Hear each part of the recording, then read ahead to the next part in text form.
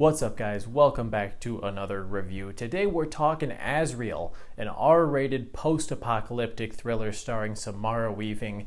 And that is a name that when I hear, I am automatically intrigued because I think she's been in some very average movies that turned into decent movies because of her performance alone. I actually don't think I watched any promotional footage or saw any marketing related to this film before watching it. It premiered at South by Southwest earlier this year and is now getting a limited theatrical release this weekend before heading to Shudder, I believe. And of all the films that I've reviewed this year so far, I have to say this one is probably the most bare bones in terms of story and structure because there's actually no dialogue in it with the exception of one scene.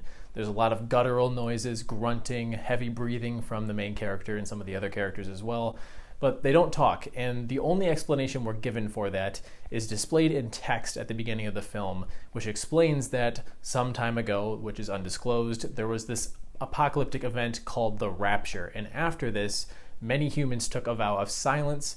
We don't really know why, and there are a lot of things in this film that go unexplained. But the meat of this story, if there is any meat to cling on to, we have Samara Weaving as this unnamed character. She's on the run from this cult-like group of people who seem to have some religious undertones. They're after her. They're trying to sacrifice her to some other things that may or may not be sneaking around in the forest. And that's pretty much it. She gets away a few times. They chase after her once again.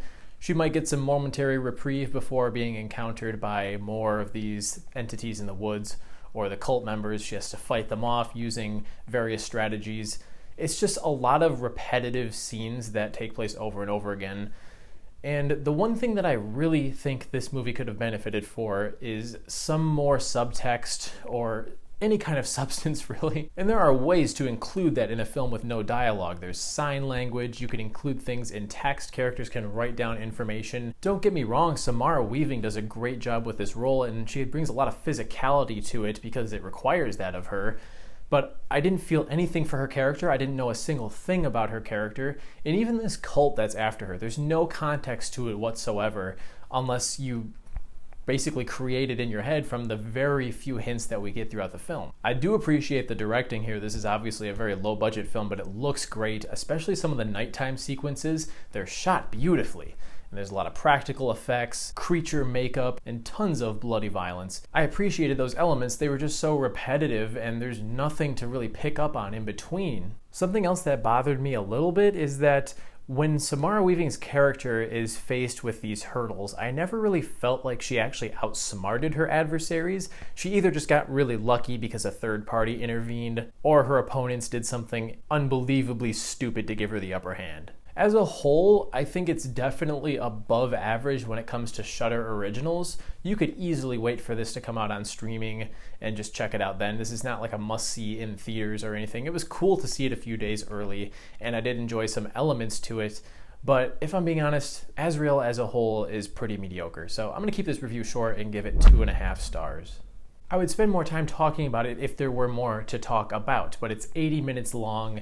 As I said, the nature of the story is very repetitive, and we're given next to no context about the world that we're in, about its history and what caused these events to unfold, what these things are in the woods, how this cult came to be. And I just wish we got something, just a little bit more to kind of push it forward and give it a tad bit of substance. Otherwise, it had some cool stuff in it, so if you do see Azrael, be sure to let me know down in the comments what you think of it, and give me your best Shudder streaming film, because I just got a subscription to that service, and I'm very intrigued and curious as to what some of the best originals are so I can check them out. While you're at it, be sure to hit that like button and subscribe if you want to see more content like this, and I'll catch you guys in the next one. See you later.